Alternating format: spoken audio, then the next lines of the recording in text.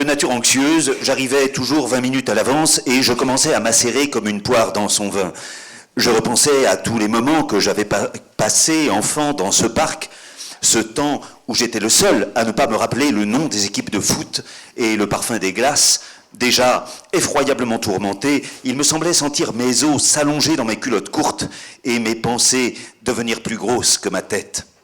J'ai réussi néanmoins à obtenir mon diplôme et à devenir professeur, traversant les examens comme autant de villes étrangères, tournant mon plan entre mes mains, m'égarant et retrouvant 100 fois la route, avec juste le désir de m'en sortir sans encombre, afin de me réfugier sous les lambris verts et azur de mon jardin. C'est ici aussi que j'ai eu mon expérience politique la plus formatrice.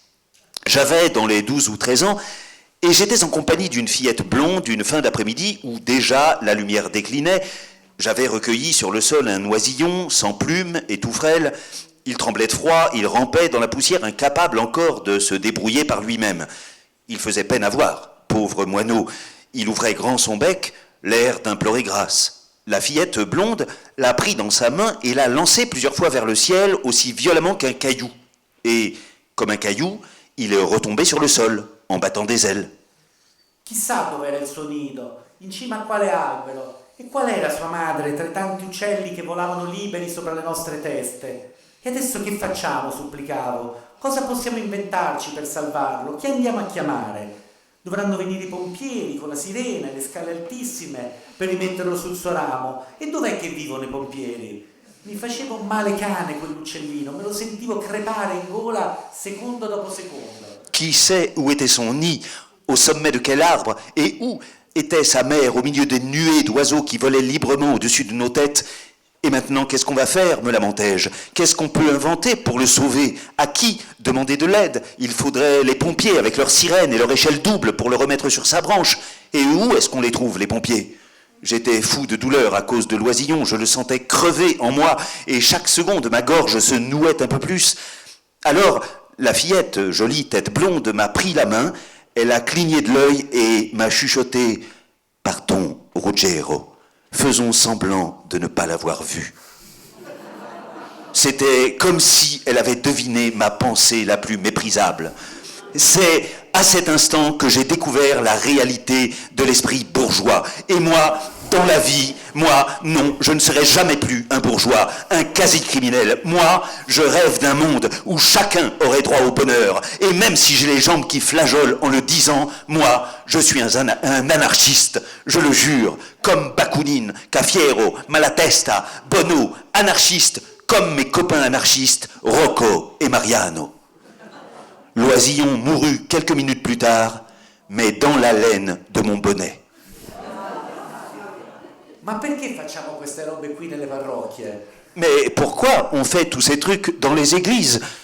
Ruggiero a haussé les épaules, a marmonné quelques explications, la religion opprime, la misère, c'est un geste symbolique.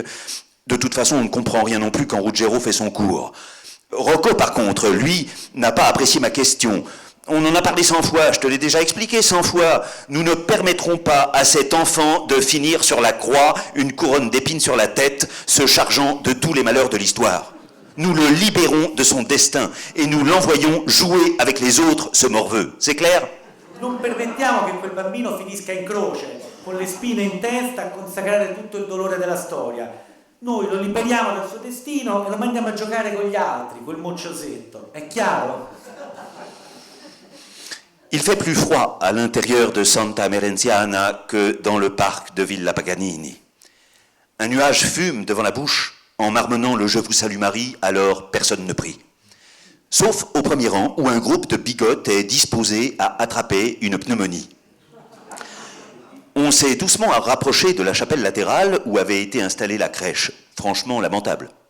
Le papier étoilé avait été mal scotché et le ciel pendouillait d'un côté. Il n'y avait pas 200 tons de la même taille. Un berger gardait des brebis aussi grosses que des dinosaures. Joseph avait 3 fois le volume du bœuf et la comète ressemblait à un court-circuit. Bon. À mon signal, ni une, ni deux, Mariano a sauté lestement par-dessus la balustrade. Mariano a attrapé la statuette du nouveau-né blond et l'a embarqué, un jeu d'enfant. Et puis, l'animal a profité de l'occasion pour chaparder quelques sous. Lascia stare i soldi, andiamo via. Laisse tomber l'argent. Allez, on se tire. Ruggero era accanto all'acquasantiera, fingeva di leggere una copia di un giornale per le missioni. Andiamo via, ho ripetuto a Mariano. Ruggiero était près du bénitier. Il faisait mine de lire un exemplaire d'un journal sur les missions. Allez, on se tire, ai-je répété à Mariano. Non siamo ladri, scassinatori di presepi, non siamo dei balordi. Noi vogliamo soltanto liberare Gesù dalla croce futura, fin da subito. È per un universo nuovo che noi lavoriamo, un universo sano, puro, nobile. Quante volte gliel'ho fatto questo discorso a Mariano e mi diceva pure, ho capito, mica sono scemo. Nous ne sommes pas des voleurs, des dévaliseurs de crèche. Nous ne sommes pas des voyous. Nous voulons seulement libérer Jésus de la croix qui l'attend, et tout de suite. Nous luttons pour une société nouvelle, une société propre, pure, noble. Combien de fois ai-je fait la leçon à Mariano? Et lui, toujours d'acquiescer, ça va, j'ai compris, je suis pas complètement demeuré. Aiuto! Rubano l'elemosina! Rubano nostro Signore! Hanno preso a gridare le due vecchie galline e le loro colleghe che stavano in prima fila a beccare il rosario sotto l'altare sono accorse a dare manforte. À l'aide! Ils volent les aumônes! Ils volent notre Seigneur! Se sont mis à piailler les deux vieilles gallinacées et leurs consoeurs qui étaient au premier rang devant l'autel à picorer leur chapelet sont accourus pour leur prêter main forte. Mentre Mariano riscavalcava la balaustra, il mongoloide gli si è attaccato a una manica e non si scrollava più. Da un confessionale è uscito un africano, braccia e gambe lunghe, occhi meravigliati, una stola rossa sulle spalle. Pendant que Mariano réenjambait la balustrade, le Mongolien s'est agrippé à l'une de ses manches et ne le lâchait plus. Un Africain a surgi d'un confessionnal, des bras et des jambes immenses, des yeux émerveillés, une étole rouge sur les épaules. Mariano mi ha tirato la statuetta, io l'ho lanciata a Ruggero, che grazie al cielo l'ha presa al volo ed è scappato fuori. Poi abbiamo cominciato a difenderci dalle borsettate delle bigotte, dalle frustate che davano con i rosari. A manate Mariano ne ha scansate 4 o 5, ma gli restava sempre il mongoloide avvinghiato addosso, come un polipo, e quelle tornavano alla carica. Mariano m'a jeté la statuette, je l'ai balancée à Ruggero, qui grâce au ciel l'a récupérée au vol avant de s'enfuir dans la rue. Alors, il a fallu nous défendre contre les sacs des bigottes, les coups de chapelet qui cinglaient comme des fouets. Mariano en a écarté 4 ou 5 d'une bourrade, mais impossible de se défaire du Mongolien qui se cramponnait à lui, tel un poulpe, et les vieilles revenaient à la charge. Lasciatemi andare, implorava Mariano, che è enorme. Laissez-moi partir, suppliait ce costaud de Mariano. Il prete nero l'ha preso alle spalle, per il collo, mentre le vecchie lo riempivano di ceffoni e parolacce. Mi sono buttato in mezzo a quel groppo per tentare di districarlo. Le prêtre noir l'a saisi par les épaules et le cou, tandis que les vieilles lui assénaient des claques et des insultes. Je me suis jeté dans le tas pour essayer de le démêler. Andrete all'inferno, all'inferno, urlava il negro. Vous finirez en enfer, grondait le noir. Coi diavoli, coi morti, con vostra madre e le vostre sorelle, troie e puttane, aggiungevano le vecchie. Avec les diables, les morts, avec vos mères et vos sœurs, des truies et des putains, ont renchéri les vieilles. Allora a Mariano gli è venuto il sangue agli occhi, l'uranio nei muscoli e come una centrifuga li ha scaraventati tutti a terra. A una vecchia che insisteva a maledire le nostre sorelle, svergognata, ha dato un calcio in faccia e la dentiera è schizzata via come un pattino. Ci siamo precipitati verso le porte, ma prima di uscire Mariano si è fermato a ribaltare il tavolino con i santini, che come coriandoli si sono sparsi sul marmo gelato del pavimento. Infine ha sputato nell'acqua benedetta. Solo il mongoloide ci è corso dietro, fino a fuori. À ces mots, son sang n'a fait qu'un tour, les yeux injectés, les muscles tendus, Mariano a explosé et, telle une centrifugeuse, il les a envoyés bouler sur le sol. À la vieille, qui continuait à traiter nos sœurs de putains, il a allongé un coup de pied dans la figure et son dentier a valdingué, tel un patin. Et nous nous sommes précipités vers le portail, mais avant de sortir, Mariano a pris le temps de renverser la table avec les santons qui se sont émiettés, tels des confettis, sur le marbre gelé. Enfin, il a craché dans le bénitier. Il n'y a eu que le Mongolien pour courir derrière nous jusque dehors. Ma che vuoi? Che te ne frega a te? Gli ha domandato Mariano a brutto muso, in cima alla scalinata, mentre sotto scorreva imbufalito il traffico. Che cazzo te ne frega a te? Et qu'est-ce que tu veux? Qu'est-ce que tu en as à foutre? Lui a demandé Mariano, en montrant les dents sur le parvis de l'église, tandis que les voitures couraient hargneuses en dessous de nous. Mais qu'est-ce que tu en as à foutre, toi? Il mongoloide ci ha guardato con i suoi occhi tirati, con quell'aria di giocattolo rotto. ha guardato insieme a noi tre la piazza impazzita di luce, quella baraonda di gente normale, di suoni, colori, desideri. Le Mongolien nous a regardés avec ses yeux bridés, avec son air de jouet brisé. Il a regardé avec nous la place et ses lumières hallucinées, le tohu-bohu des gens normaux, des sons, des couleurs, des désirs. A me niente. Moi, rien. Si è rimesso la camicia nei pantaloni, sciarpa intorno al collo, ci ha fatto ciao con la mano ed è rientrato nella penombra smorta della chiesa. Il a arrangé sa chemise dans son pantalon, son écharpe autour de son cou, il a dit salut d'un geste de la main et il est rentré dans la pénombre grise de l'église.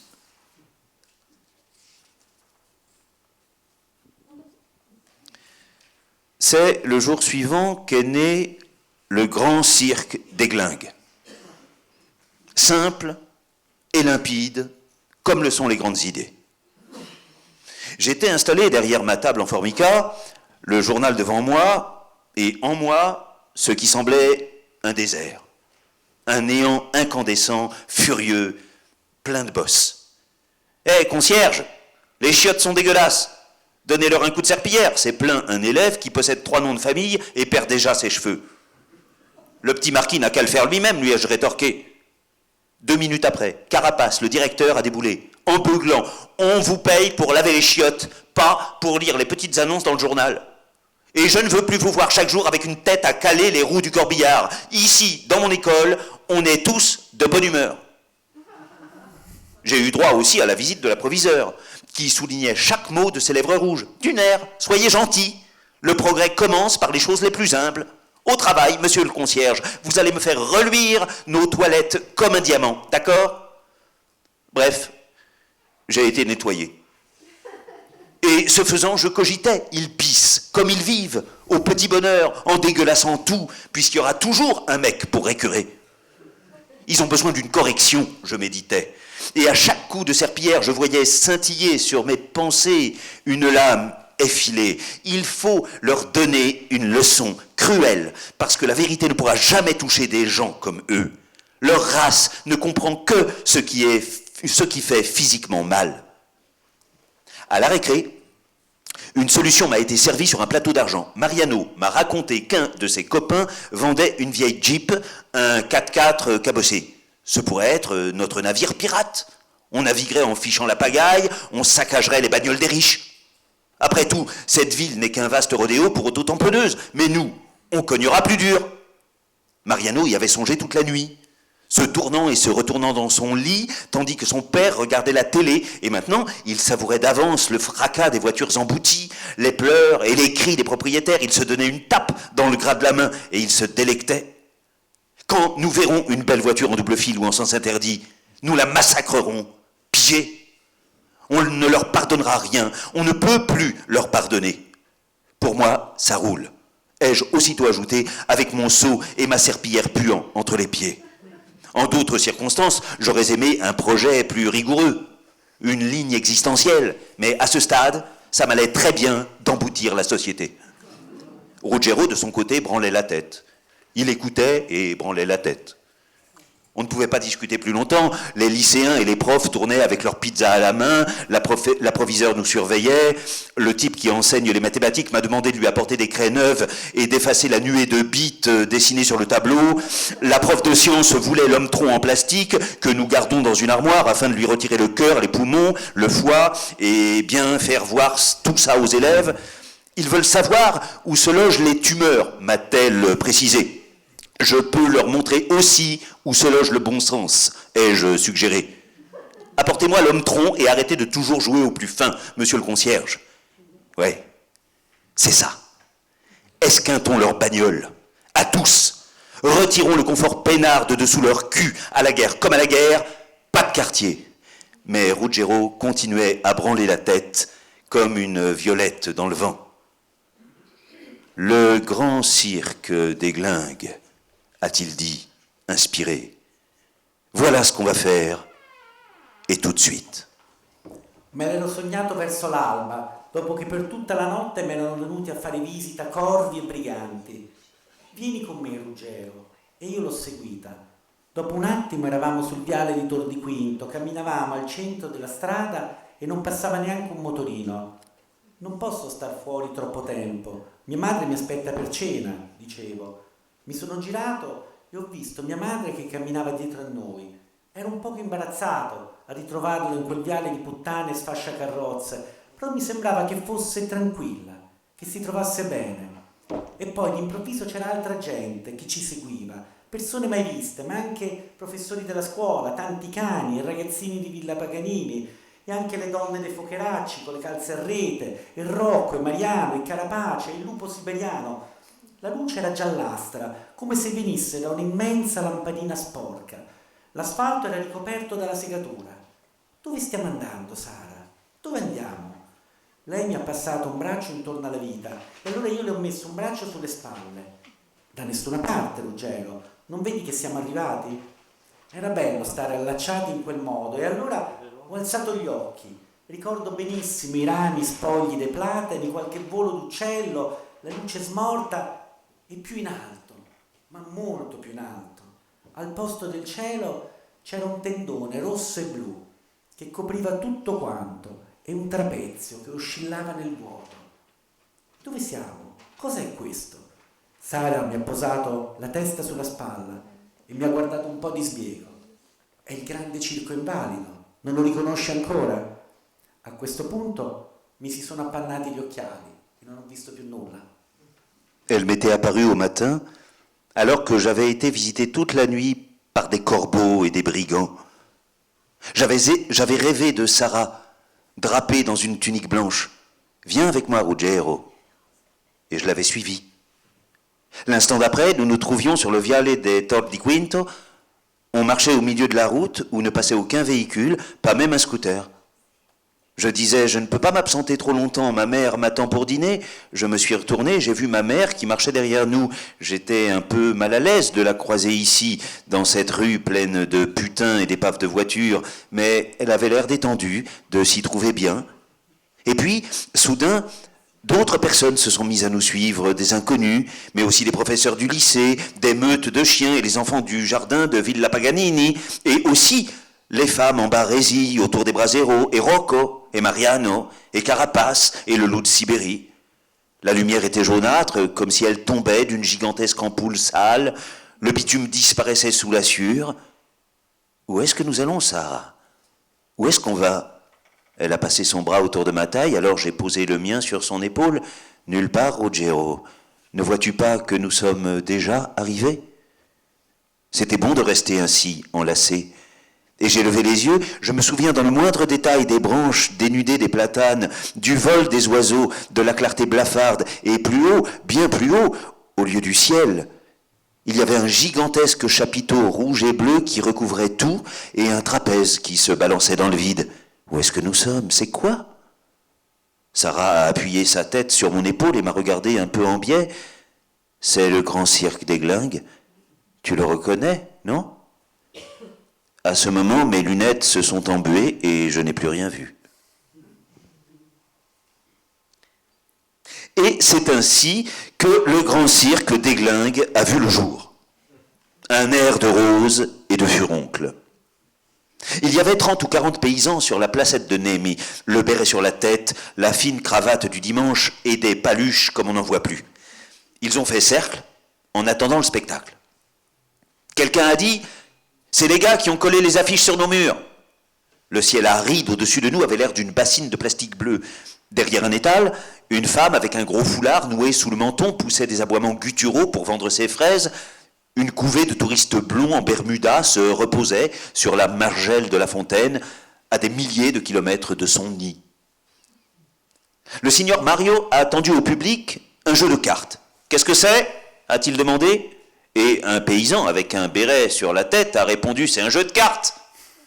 Au lieu de cela, Mariano les a tous retoqués. « Vous vous trompez, ça a l'air d'un jeu de cartes, mais c'est le néant. » Le signor Mario avait un complet bleu marine et un sourire de fouine. Il mélangeait les cartes avec une lenteur exaspérante. Il insistait, je vous assure que ce jeu de cartes n'existe pas. Un jeu de 52 cartes est une construction rationnelle, logique, régulière. Les cartes sont réparties par nombre et couleur avec une valeur précise. Et voilà que ce n'est plus qu'un jeu de 51 cartes. Une construction tronquée, chamboulée, boiteuse. Il manque une carte, je ne sais pas laquelle, et vous non plus. C'est comme si le paquet contenait un trou. Un trou. Vous me suivez ? Si nous avions le temps, peut-être arriverions-nous à comprendre, nous pourrions trier par tas, organiser, mais nous n'avons ni le temps, ni la foi. Soyez vigilants, ne relâchez pas votre attention. La carte manquante peut être n'importe laquelle. Chacune d'elles peut très bien ne pas exister. Voilà, la totalité du paquet est avalée par son vide, absorbé par lui-même, un estomac qui se dévore tout seul. À la fin, il restait seulement 5 ou 6 cartes à mélanger. Lentement, il n'y en a plus que 2. Et la dernière carte a disparu, tandis que le signor Mario continuait à battre le néant et à sourire. C'est la dépression, le grand entonnoir au centre de l'univers. Tout roule et dégringole dans le trou, a confié le signor Mario en reprenant un visage grave pendant que la plupart des spectateurs applaudissaient mécaniquement. J'ai repensé à Sarah, ma sœur. Quand elle était petite, elle savait magnifiquement faire la roue. Elle pirouettait sur elle-même dans le couloir 2 fois, 3 fois. Ses cheveux blonds effleuraient le sol et sa culotte était blanche. Je la soulevais dans mes bras et la hissais bien haut pour qu'elle touche le plafond. Puis, elle a grandi et n'a plus fait la roue. Elle ne se laissait plus porter dans les bras. Elle passait des heures à lire. Le signor Mario s'est pincé le nez avec ses 2 doigts et s'est mis à souffler. Ruggiero me l'avait raconté, mais le voir en vrai, c'est autre chose. De petites bulles éclataient au coin de ses yeux, comme celles que l'on fait avec la salive, mais plus fines, telles des larmes. Et il y avait en même temps ce sifflement extrêmement aigu. Plus il montait, plus le signor Mario pliait les genoux. On aurait dit une chambre à air percée qui gargouille lorsqu'on la plonge dans l'eau pour essayer de localiser le trou du grand spectacle. Brunetto, le chien à 3 pattes du garagiste, a dressé les oreilles, puis a commencé à glapir. Les 2 chiens du village grattaient nerveusement le sol. Les paysans bouche bée découvraient leurs dents noires. C'est sûr que le signor Mario a un gagne-pain assuré pour le restant de ses jours. Il lui suffit d'aller sur une place, vêtu d'un costume élégant, de faire des bulles et de se dégonfler. Moi, en revanche, je dois chercher un boulot minable, je n'ai toujours pas ce putain de bac, et je ne sais même pas chanter Volare dans le bleu du ciel bleu. Je pourrais servir d'homme de main à un usurier, faire du racket. Je connais un mec qui fait ça, il jouait au foot avec moi, mais il a constamment les poings écorchés et il n'a aucun copain. Il ne croit pas au lendemain qui chante.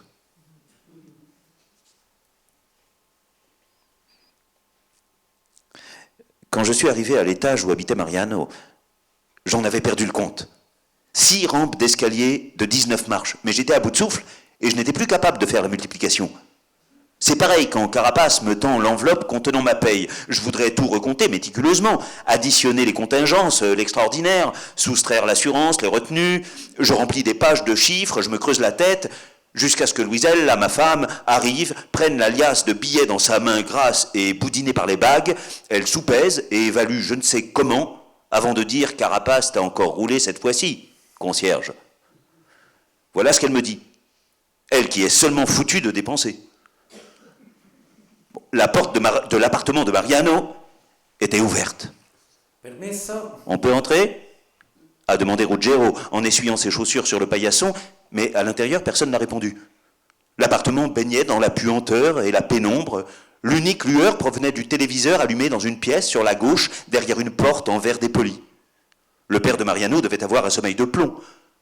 Ruggiero restait piqué en équilibre sur le seuil, sans avancer ou s'écarter pour me laisser passer. Il répétait « Permesso? On peut entrer ?» Furtivement, par-dessus l'épaule de Ruggiero, mon œil s'est tracé un chemin. J'ai entrevu une plante verte touffue, sûrement en plastique, des manteaux accrochés dans un coin, un grand miroir, une bouteille par terre. J'ai compris que Mariano était à quelques pas de nous, appuyé au mur, près du porte-manteau, le téléphone à l'oreille. Je l'entendais respirer, dire « Oui, Permesso? on peut entrer ?» a réitéré Ruggiero, qui s'usait les chaussures sur le paillasson comme s'il avait foulé toute la merde du monde. Dans un appartement en dessous, un chien s'est mis à aboyer. Un autre lui a répondu d'une voix plus aiguë et plus dense, une voix de loulou. Et puis, quelqu'un a crié « La ferme !» et une injure. J'ai bousculé Ruggiero et je suis rentré. Mariano s'est accroupi par terre, le téléphone sur les genoux, la bouche collée au combiné, les mains crispées sur le combiné. Pendant qu'il s'accroupissait, un bouton de sa chemise a craqué sur son ventre. Je l'ai senti gicler sur mon front, entre mes deux yeux. « Oui, bien sûr, ils sont ici avec moi. Bien sûr. Moi aussi. Veille sur toi. Ciao. Sois heureuse. » Il a tendu le bras et m'a donné le téléphone. « C'est Sarah. Dis-lui bonjour. » « Tu es sûr qu'elle veut me parler ? Prends ce téléphone, c'est ma sœur, Sarah. » Sarah ne m'avait presque rien dit dans les toilettes immondes. À la fin, elle avait juste déchiré un morceau de papier hygiénique et me l'avait offert, comme s'il pouvait suffire pour tout laver et oublier. L'instant d'après, j'avais retrouvé la raison et je lui demandais pardon à voix basse, « Excuse-moi, je ne sais pas ce qui m'a pris. » Je gardais pour elle depuis des mois dans ma poche une chaînette en or. Je la lui ai donnée, bien que le geste me parût plus répugnant que les chiottes. Je pensais qu'elle allait la jeter dans la cuvette et tirer la chasse, mais non. Elle l'a nouée à sa cheville.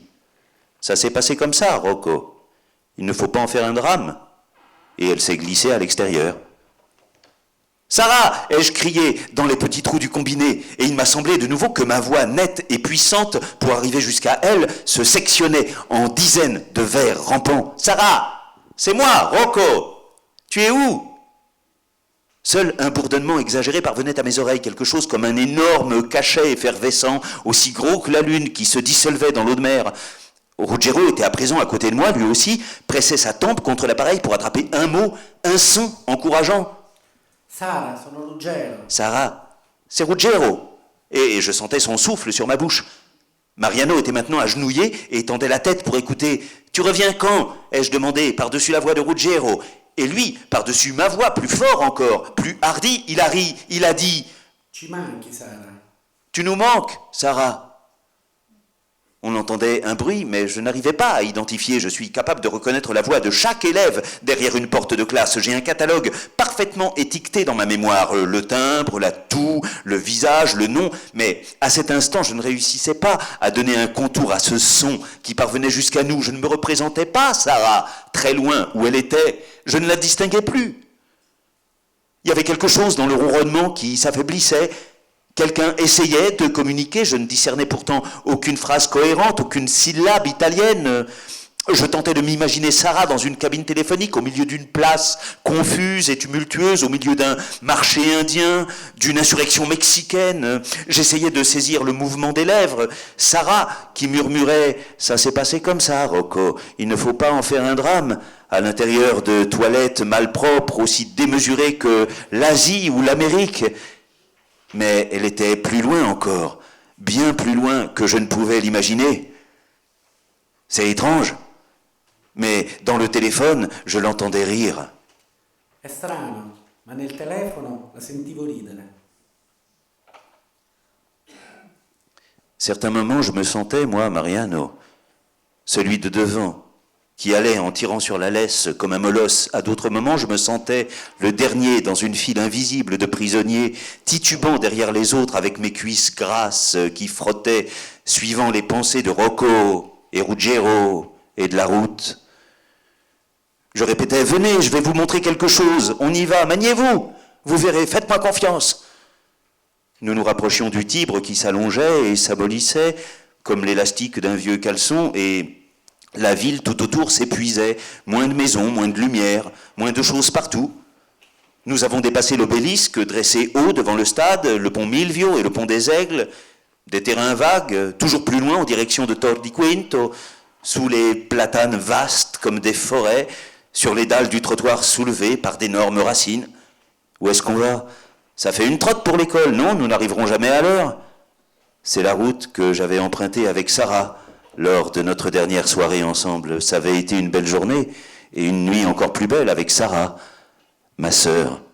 Elle était contente de l'examen, mais avec sa manière à elle d'être contente, sans chichi, et elle était déjà ailleurs.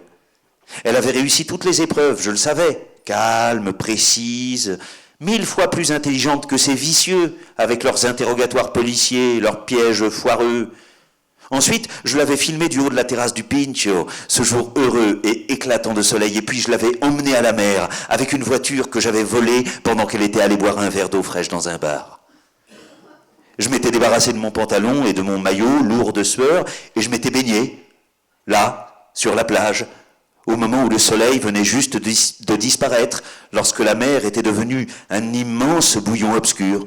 « Viens, Sarah, déshabille-toi, nageons ensemble, ne me laisse pas tout seul, viens, que je te noie !»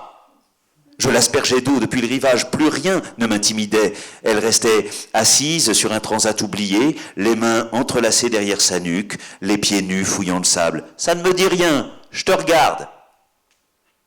Je nageais, je pensais, Sarah me regarde. Je prenais de l'assurance, comme quand ma mère était encore avec nous, il y a des années de cela. Je n'étais pratiquement jamais sorti le soir en compagnie de Sarah. Avant, elle était trop jeune, et lorsqu'elle a grandi, les copains du bar plaisantaient. « Mariano, quand est-ce que tu nous laisses baiser ta sœur ?» Alors je préférais que Sarah se fasse une existence à elle. Je me suis jeté sur la plage et je me suis roulé dans le sable. Sarah m'a caressé les cheveux et le long de ma colonne, je sentais les frissons se débattre comme des petits chats dans la cuvette des toilettes. « Sarah, tu me téléphoneras de temps en temps ? Tu me diras, ça va, je m'amuse, je reviens bientôt ?» Elle a soufflé sur mon épaule et un peu de sable est entré dans ma bouche. Elle a murmuré « Je me sens déjà un brin nostalgique. L'école est finie, je pars et je voudrais déjà être de retour pour voir les mêmes choses avec des yeux différents. » Et c'est à cet instant que je lui ai promis devant la mer. À la rentrée, moi aussi je m'inscris à l'école. J'essaierai d'avoir mon diplôme. J'aurai 30 ans l'an prochain. C'est pas trop tard, non ? Non, c'est pas trop tard. Tu feras la connaissance de Ruggiero et de Rocco. Vous ferez un bout de chemin tous les trois. Vous vous tiendrez un peu compagnie. Je sentais le sable rugueux sur mes jambes et mes épaules, tandis que je renfilais mes vêtements. Du goudron me collait sous la plante des pieds, mais tout ça me plaisait parce que Sarah me regardait, les bras croisés. « Je t'aide à mettre tes sandales », lui ai-je dit. Elle ne voulait pas, mais je me suis agenouillé et j'ai attaché ces jolies sandales du baccalauréat. On a remonté la Via del Mare, le moteur poussait à fond. Les fenêtres baissées avec l'air chaud et humide qui s'élançait sur nous. Si je n'avais pas pris ce poteau en pleine tête, aujourd'hui, je serais sur les vignettes de foot Panini. Moi aussi, j'aurais voyagé, Sarah. Je t'aurais téléphoné de tous les continents. Elle m'a rassuré. Tu feras autre chose, et ça sera bien aussi. Elle a récupéré son scooter, garé près de la Piazza del Popolo. Je conduisais la voiture et Sarah était juste devant moi, comme la proue d'un navire, le long des quais hasardeux du Tibre, le stade, le pont Milvio, Tor di Quinto, et puis on s'est engagé sur l'Olympica, plus ou moins en direction de la maison, et Sarah fuyait dans la lumière blanche de mes phares. Je pensais abandonner la voiture volée dans une rue à proximité de chez nous, et on aurait fait la dernière partie du voyage ensemble, à deux sur le scooter. J'aurais mis mes mains sur sa taille pour me tenir, et j'aurais appuyé mon front à son dos lisse. Alors, songeant que demain elle ne serait plus là, j'ai eu une bouffée de tristesse. J'ai fermé une seconde les yeux sur le pont de l'Olympica, juste une seconde, le temps de crier à l'aide. J'ai heurté avec mon pare-choc sa roue arrière. Ce fut presque une caresse. Le scooter raclait l'asphalte, lançait des étincelles et Sarah roulait entre les étincelles et la nuit, la dernière branche brûlant dans la cheminée avant que ne pénètre le froid. Ognuno è davanti, ma anche dietro, e caliamo al fiume. Le suole scivolano sul fango e sull'erba della scarpata. Aggrappati agli sterpi, non cadere. L'Olimpica passa alta sopra le teste. Qualche faro di macchina schizza veloce. A quest'ora, che ore sono? Chacun est devant, mais aussi derrière. Et nous descendons vers le fleuve. Les semelles glissent dans la boue et sur l'herbe du talus. Accroche-toi aux broussailles, attention à ne pas tomber. L'Olympica s'étire plus haut au-dessus de nos têtes, des phares de voitures éclaboussent brièvement, bien qu'il soit trop tard. C'est quelle heure au juste ? Le scooter, je l'ai bazardé dans le Tibre et elle, je l'ai prise dans mes bras. Elle ne pesait rien, moins que le scooter. Qui est-ce que tu as pris dans tes bras ? Il fait froid. L'air est froid dans les poumons et autour de nous. Respirez cet air qui chasse l'alcool. Le fleuve est beaucoup plus en dessous, une saignée. Ça a été difficile de la porter jusqu'ici. Mes bras fatiguaient. Quando? Chi? Si è alzato un pennacchio d'acqua scura quando ho scaraventato il motorino giù dal ponte. Un pennacchio scuro. Di sicuro sarà ancora sul fondo. Ha le alghe attorno ai raggi e ai freni. Conchiglie sulla ruggine. È un motorino da poco. e ora è un galeone affogato. Quand? Et qui? Une grande gerbe d'écume s'est levée du fleuve lorsque j'ai jeté le scooter par-dessus le parapet. Un panache sombre. Il est certainement encore au fond. Des algues enroulées dans les rayons et autour du guidon. Les coquillages sucent la rouille. C'était un banal scooter et maintenant, c'est un galion noyé sous les eaux. Nous descendons. Nous nous agrippons des deux mains à tout, mais rien ne tient. On devine, un peu en deçà de la rive, les clubs de tennis et les grillages qui séparent les cours, les terrains de rugby aussi étendus que des prairies, les treillages de fer des pylônes électriques et les autres ponts qui relient cette ville infinie où, à cette heure, ma mère dort et rejoue ses parties de canasta, les mains désemparées, 4 piques et quelques trèfles, peu de cœur, où mon père dort devant sa télévision. Désormais, il sait mettre la cassette vidéo tout seul et il la regarde 1000 fois. Il écoute Sarah qui 1000 fois répète qu'elle part demain vers les secrets avec le pincho et la totalité de Rome derrière elle, flou. Où ma femme dort avec ses grosses boucles d'oreilles en toque. Elle dort avec du parfum, les ongles de pied vernis, les magazines étalés sur le sol, les photos d'actrices découpées à mettre dans des sous-verts. Scendiamo sull'argine buio, dove nessuno scende. Descendons sur le rivage noir, où personne ne descend. Je l'ai porté jusqu'ici, mais sans ses sandales. Ses sandales, elle les a perdues sur la route, je les avais mal attachées sur la plage. Mais qu'est-ce que tu racontes? Je les avais pas assez serrées. Nos pieds dérapent dans la boue, exactement comme l'année dernière, les phares de l'Olympica au-dessus de la tête volaient comme ceux des avions. Elle a chuté devant moi sur le bitume, elle faisait des étincelles, et puis plus rien, elle ne bougeait plus du tout. Ma di chi parli? Perché piangi? Mais de qui tu parles? Pourquoi tu pleures? Le Tibre roule des reflets plus pâles et les reflets restent là. Il tremble et il reste là, huileux et sale, mais beau. Le vent s'engouffre dans les chemises et les bouches béantes. Il reflue les larmes sur les tempes. Elle ne pesait rien entre mes bras. Elle était intelligente. C'est pour ça qu'elle ne pesait rien. Je glisse et je me retiens à toi. Et à toi, je me confonds à toi. Je me confie en toi. On n'aurait pas dû boire autant, professeur, concierge, élève. Je ne devrais pas mener cette vie. La broussaille et les épines, les pantalons déchirés, des pneus de camion, la veste, la ferraille, des morceaux de papier en pagaille, mon père et ma mère, les roseaux hérissés dans l'eau sale, ma femme, ce canapé défoncé, la peur va et vient comme au cirque le trapèze au-dessus de Sarah, au-dessus du loup mort, question et réponse, et toujours la question, moitié homme, moitié néant, à faire et à défaire, à planter comme un mât, a glissé comme ça. I rami e le spine, i pantaloni strappati, i pneumatici di camion, la giacca, rottami, tante fogliette, mio padre, mia madre, canne che spuntano dall'acqua sporca, mia moglie, quel divano sfondato, la paura va e viene come il trapezio del circo sopra Sara, sopra il lupo morto, domande e risposte e ancora la domanda, mezzo uomo e mezzo niente, da fare e disfare, da sollevare tutto come un traliccio, da scivolare così. Lei non respirava più, anche se io respiravo più forte. Ecco, venite, andiamo, più avanti. Ecco, qui l'ho portata. Elle ne respirait plus, alors que moi je respirais très fort. Voilà, venez par ici, c'est à cet endroit que je l'ai portée. La nuit balançait entre l'aube et les ténèbres, mais Sarah ne bougeait plus. Il n'y avait que sa robe neuve du baccalauréat qui remuait sous le vent, ce même vent frais. Attends que finisse la chanson, attends que le cheval de l'abattoir arrête de trembler, que tous les carreaux soient secs, attends la fin de la question. Mais pourquoi? Ainsi, personne n'a rien vu, et à présent personne ne nous voit en bas sur le rivage du Tibre, devant les sandales, sidérés, là où il y a cette pierre, là où est enterrée Sarah, aussi profond que j'ai pu. Mais peut-être qu'elle est tombée de l'autre côté et qu'elle continue d'apprendre dans le vide si le monde est plat, comme on l'imaginait autrefois, et aussi fin que la glace qui craque en hiver. Elle n'est jamais partie. Elle est ici. On n'aurait pas dû boire autant. J'ai le vertige et je ne sais plus ce qui est vrai. Qu'est-ce qui est arrivé à Sarah? Je ne veux pas savoir. Non. Sur mes tempes, les larmes coulent comme la sueur. Guardo un ramo che scivola sulla corrente, una tanica che naviga e in mezzo alla schiuma c'è una bambola di plastica senza una gamba, nuda, gli occhi sbarrati in mezzo alla schiuma. Je fixe une branche emportée par le courant, un bidon qui flotte et dans le courant il y a une poupée en plastique amputée d'une jambe, nue, et les prunelles écarquillées au milieu des remous. Guardo quei riflessi belli, gli occhi puntati sulla bambola che va via con gli occhi bagnati, che costeggia sterpi e scarpe impantanate e va al mare, con dentro la confusione. Je fixe les splendides reflets de l'eau, les yeux rivés sur la poupée qui s'éloigne, l'œil mouillé qui longe buissons et chaussures embourbées qui descend vers la mer avec le chaos en elle.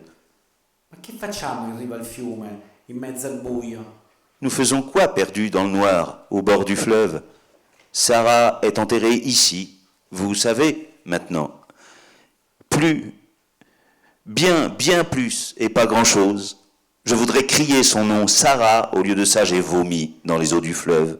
Et maintenant, nous sommes à genoux et nous creusons avec des morceaux de bois et une barre de fer trouvée là. Je creuse comme un chien, au hasard, de toutes nos mains dans la terre meuble, je creuse et nos mains se figent, impuissantes. Je parle et j'écoute. Forse Sara è davvero partita per conoscere il mondo e ci sbagliamo, ti sbagli perché sei ubriaco, ti inventi tutto perché qualcosa sia certo. Peut-être que Sarah est réellement partie pour découvrir le monde et nous nous trompons. Tu racontes n'importe quoi parce que tu es saoul. Tu inventes tout ça pour qu'existe quelque chose. Maintenant, elle rit, Sarah. Je l'entends. Tu es saoul. Je l'entends qui rit de nous et de ce qu'il adviendra. Et moi aussi. Je ris doucement dans ma tête, et puis un peu plus fort, ravalant mes larmes, et le fleuve gronde sur les cailloux, il se soulage et rit avec les rats et les berges. Je ris avec la flamme du briquet, et les larmes étincellent, je m'appuie à toi, et je tombe, je ris par le trou de ta bouche, et la bouche de toutes les choses, avec ce que j'ai, avec vos pensées qui sont les miennes, avec vos habits humides, tressaillant dans le vent, avec les pantalons crottés, et par la bouche de ton père et de ta mère, la bouche de Carapace et de Diotal Levi, par le trou du cul du signor Mario, et avec la patte mutilée de Brunetto. Je ris avec les ressorts de ce canapé abandonné, et la vie se décompose en moi. Elle est morte il y a 1 an. 1 seconde a suffi. La poupée rit, elle aussi, bercée dans le courant, comme si elle était notre fille chérie. Le bœuf et l'âne rient, eux aussi, avec leur chaude haleine d'animaux de crèche et d'abattoir. Et les manchots sur la banquise rient pour rien du monde qui tourne et sème ces éclats qui nous ressemblent, nous qui sommes assis à pleurer sur cette pierre, telle une borne sur une route incertaine mais belle, notre magnifique route incertaine.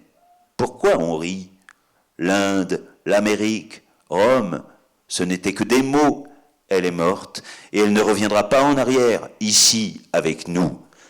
Alors, j'enjambe les tesselles dorées sur le cours du fleuve, j'enjambe des kilomètres de carrelage que j'ai lavé, les kilomètres de peau, je dépasse la dernière poésie du livre et mon banc dans le parc, la leçon finale, je respire et je déploie le chapiteau du cirque, aux confins de la terre, je bouge mes pieds dans le vide, au seuil ultime du voyage, mais dans l'obscurité au-delà, d'autres caravanes colportent leur spectacle déglingue. Elles vont, et ne savent pas où, vers une place qui recule dans la nuit. C'est ce que je sens. Les morts, eux non plus, ne sont pas en paix. Ils continuent de s'interroger et de voyager, imparfaits, eux aussi. Et moi, je suis ici, je ris, en ami et ennemi, dans la fabuleuse incertitude des vivants et des morts, mes genoux sur les longs cheveux de Sarah qui sourit là-bas devant moi, plus profond. Elle sourit de l'endroit où elle est arrivée. Le jour se lève, la lumière se dilate par tous les interstices, elle s'étend sur les choses, sur les visages, elle libère le fleuve de la nuit. Mais il me semble que Sarah ne veut pas de nos regrets. Nous pouvons encore espérer une carte postale depuis l'autre bout du monde. Tout va bien, il pleut un peu, il y a un rayon de soleil. Je continue. Nous avons applaudi de nos mains boueuses le fleuve et les berges, tandis que le vent brassait un air toujours plus clair.